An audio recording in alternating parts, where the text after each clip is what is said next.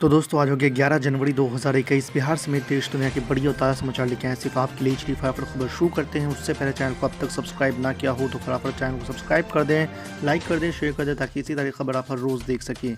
चलिए शुरू करते हैं आज की पहली बड़ी खबर। हरियाणा में करनाल जिले के केमला गांव में प्रदर्शनकारी किसान द्वारा किसान महापंचायत कार्यक्रम स्थल पर तोड़फोड़ करने के बाद मुख्यमंत्री मनोहर लाल खट्टर ने प्रेस कॉन्फ्रेंस कर अपनी बात रखी। उन्होंने आरोप लगाया है कि कांग्रेस और कम्युनिस्टों ने किसानों को भड़काया है। उन्होंने कहा कि देश में लोकतंत्र है और सभी को अपनी बातें रखने का पूरा हक है।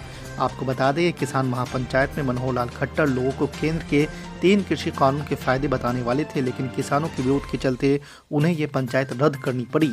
हरियाणा के मुख्यमंत्री मनोहर लाल खट्टर ने कहा, आंदोलन करने वाले नेताओं से कल बातचीत हो गई थी और फिर सहमति बनी थी कि वो सांकेतिक विरोध करेंगे, लेकिन कोई विरोध नहीं करेंगे। रैली में 5000 लोग उपस्थित थे।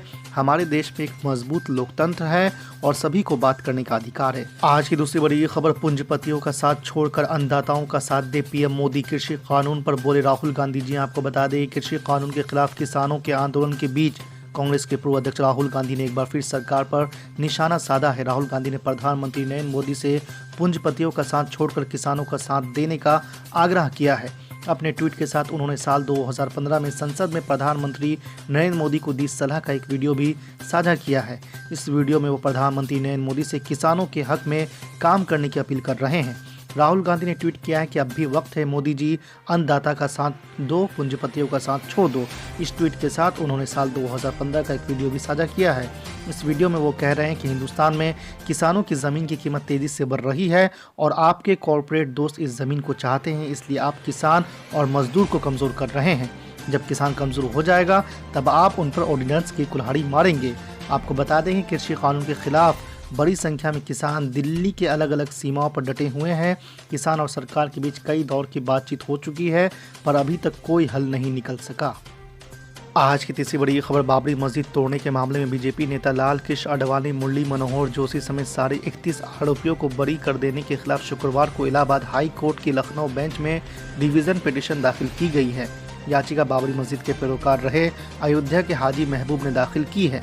आपको बता दें कि 6 दिसंबर 1992 को बाबरी मस्जिद गिरा दी गई थी। सीबीआई की विशेष अदालत ने 28 साल तक चले इस मुकदमे का फैसला 30 सितंबर 2020 को दिया था। इसमें सभी 31 आरोपियों को बरी कर दिया गया था। विशेष अदालत ने अपने फैसले में कहा था कि बाबरी मस्जिद किसी साजिश के तहत नहीं गिराई गई है, बल्कि यह कुछ असामाजिक तत्वों की करतूत का नतीजा है। अदालत ने यह भी कहा था कि जिन नेताओं को आरोपी बनाया गया है उन्होंने मस्जिद टूटने से बचाने की कोशिश की थी। हाजी महबूब ने सीबीआई की इस विशेष अदालत के फैसले के खिलाफ करीब 500 पेज की रिवीजन पिटीशन हाई कोर्ट की लखनऊ बेंच की रजिस्ट्री में दाखिल की है। आज की चौथी बड़ी खबर, नेता प्रतिपक्ष तेजस्वी यादव ने कहा है कि सरकार कोरोना के नाम पर सदन के संचालन से बच रही है। उन्होंने कहा है कि जब चुनाव कराए जा सकते हैं, स्कूल खोले जा सकते हैं, तो सदन क्यों नहीं चल सकता। तेजस्वी यादव ने पूछा है कि यदि सरकार सदन नहीं चलाएगी तो विधायक जनता के मुद्दे कहां उठाएंगे और नए विधायक सीखेंगे कैसे। कहा है कि यदि सरकार ने पूर्व के भांति पूरे समय सदन नहीं चलाया तो महागठबंधन मुख्यमंत्री और दोनों उप मुख्यमंत्रियों के आवास का घेराव करेगा। उन्होंने ये बात रविवार को राबड़ी आवास पर महागठबंधन की बैठक के बाद पत्रकारों से बातचीत में कहा है। आपको बता दें कि नेता प्रतिपक्ष ने कहा कि वो शनिवार को विधानसभा अध्यक्ष से मिले थे, तब उन्हें समझ में आया कि कोरोना के नाम पर सरकार बजट सत्र को छोटा कर निपटा देना चाहती है। आज की पांचवी बड़ी खबर, कल से पीएम मोदी के संसदीय क्षेत्र से चुनावी मुहिम छेड़ेंगे असदुद्दीन ओवैसी और राजभर जी। आपको बता दें कि सांसद असदुद्दीन ओवैसी की पार्टी ऑल इंडिया मजलिस इत्तेहादुल मुस्लिमीन ने अगले साल प्रदेश में होने वाले विधानसभा चुनाव के लिए अपनी तैयारियां तेज कर दी है। खुद पार्टी अध्यक्ष असदुद्दीन ओवैसी प्रदेश में सक्रिय विपक्षी दलों के साथ एक मजबूत मोर्चा तैयार करने में जुट गए हैं। आपको बता दें कि फिलहाल उन्होंने सोहेलदेव भारतीय समाज पार्टी के अध्यक्ष और पूर्व मंत्री ओम प्रकाश राजभर के साथ हाथ मिला लिया है। आगामी 12 जनवरी को असदुद्दीन ओवैसी वाराणसी आएंगे और फिर राजभर के साथ आजमगढ़, मऊ और जौनपुर जिलों में कार्यकर्ताओं के साथ बैठकें और कुछ सभाएं भी करेंगे। असदुद्दीन ओवैसी प्रगतिशील समाजवादी पार्टी के अध्यक्ष शिवपाल यादव से गठजोड़ की तैयारी में भी है। हाल ही में असदुद्दीन ओवैसी की पार्टी के प्रदेश अध्यक्ष शौकत अली ने शिवपाल यादव से लखनऊ में मुलाकात भी कर चुके हैं। आपको बता दें कि यूपी में 2022 के विधानसभा चुनाव को लेकर विपक्षी पार्टियों ने अभी से कमर कसना शुरू कर दी है। उन्होंने बुलाया था, उनको बात करनी थी।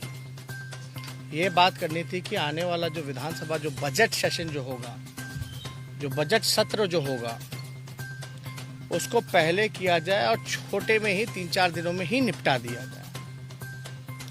आप लोगों को ध्यान दिलाएं, ये लोकतंत्र का मंदिर है जहां जनप्रतिनिधि जनता की जन समस्याओं को उठाने का काम करते हैं, जहां से निदान होता है। हम लोग लगातार पहले से कहते रहे हैं कि मौजूदा सरकार जो है लोकतंत्र पे खतरा है, और अभी भी अगर आप देखें तो 1 साल में केवल मात्र 4 दिन ही विधानसभा चला है। क्यों चला 4 दिन? और आने वाला जो मार्च में जो हमारा जो सेशन होना होता है, जो 1.5 महीने का होता है, उसको 3-4 दिन में ही क्यों निपटाने की बात की जा रही है? कई नए विधायक चुनकर के आए हैं, उनको सीखने का भी मौका मिलता है। ये बहाना दिया जा रहा है कि वैक्सीन जो है मार्च के महीने में आएगा तो चलेगा, एक अजम्पशन है। अभी कोई तारीख तो तय नहीं हुआ बिहार के। तो हम लोगों का ये राय है, और हमने स्पष्ट रूप से ये भी बोला था अध्यक्ष महोदय को कि सारी पॉलिटिकल पार्टी को बुला करके आप जो है मीटिंग कराइए, और उसमें हम लोगों का महागठबंधन के पार्टियों का ये निर्णय है कि जो ट्रेडिशनल जो रहा है, जो परंपरागत तरीके से बजट सत्र चलना चाहिए जितने दिन की कार्रवाई होती है। ये आखिर सरकार भागना क्यों चाह रही है? ये जन समस्याओं को जनप्रतिनिधि कहाँ उठाएंगे? पूरी तरीके से अफसरशाही बेलगाम हो रखी है, और एक विधानसभा सत्र ऐसा चलता है जब अधिकारियों पर दबाव रहता है, और सभी विधानसभा क्षेत्रों के जितने जनप्रतिनिधि हैं सब अपने सवाल उठा सकते हैं। तो जो मौजूदा सरकार है, इनके पास कोई जवाब नहीं है सवाल। आप बताइए, बेरोजगारी के इशू पे, किसान के इशू पर, भ्रष्टाचार के इशू पर, लॉ एंड ऑर्डर के सवाल पर, विकास के सवाल पर, सरकारी योजनाओं के सवाल पर कहाँ हम लोग सवाल पूछेंगे? तो हमने उनको स्पष्ट रूप से राय दिया है कि जो परंपरागत तरीके से जो चलता रहा है, हमको तो ये समझ में नहीं आ रहा कि वैक्सीन में एमएलए क्या करेगा। और जब सत्र चल रहा हो तो सत्र में तो और दबाव होगा अधिकारियों पर, सही फीडबैक मिलेगा, जनप्रतिनिधि सदन में जानकारी प्राप्त कर सकते हैं सरकार द्वारा कि भाई उनके क्षेत्र में कितने टीका लगे हैं, कितने टीका नहीं लगे हैं, कितने बकाया हैं, ढंग से लग रहे हैं कि नहीं लग रहे हैं। तो ये तो और भी अच्छा है अगर सत्र चले। और अब स्कूल कॉलेज सब खुल गया, सारी चीज़ें काम धंधा सब वापस ट्रैक पे है। आप उस दौर में जब सबसे बड़ी समस्या हम लोगों के सामने आई हुई है, तब आप चाहते हो कि विधानसभा ना चले? तो हम लोगों का निर्णय, अगर सरकार इसी तरीके से भागती रहेगी तो हम लोगों को एक कदम उठाना पड़ेगा। अगर परंपरागत तरीके से अगर विधानसभा नहीं चलेगा, ट्रेडिशनल तरीके से अगर विधानसभा बजट सत्र नहीं चलेगा, तो सभी विपक्ष की जितनी पार्टियां हैं इसका हम लोग जो है बॉयकॉट करेंगे, यानी कोई मतलब ही नहीं रहेगा। तो इसलिए हम सब लोगों की मांग है कि विधानसभा सत्र जो है, जो परंपरागत तरीके से है वो चलना चाहिए, ताकि जनप्रतिनिधि जन समस्याओं को उठाने का काम करे। तो ये बात, अभी तो कोई वैक्सीन कब आएगा, नहीं आएगा, किसको टीका लगेगा, अभी तो ये तो सिर्फ कल्पना की बात है।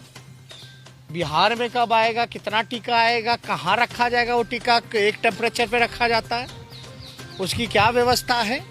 तो विधानसभा चलेगा तब तो लोगों को जानकारी होगी, वरना सरकार का तो कोई हिसाब किताब है नहीं। आज तक जो है नीतीश कुमार जी कोरोना को लेकर के कमेटी बनाने की बात कहे विधानसभा में, आज तक कमेटी बनी क्या? जिसको हमने विधानसभा में भी कई बार उठाने का काम किया। तो हम लोग सब लोग इस मुद्दे को लेकर के हम लोग यहाँ उपस्थित हुए, और हम लोगों का आपसी तालमेल, कोऑर्डिनेशन, साझा कार्यक्रम बढ़िया ढंग से हम लोगों का चलता रहे, इसको लेकर के सभी महागठबंधन के पार्टियों की हम लोगों की बैठक थी।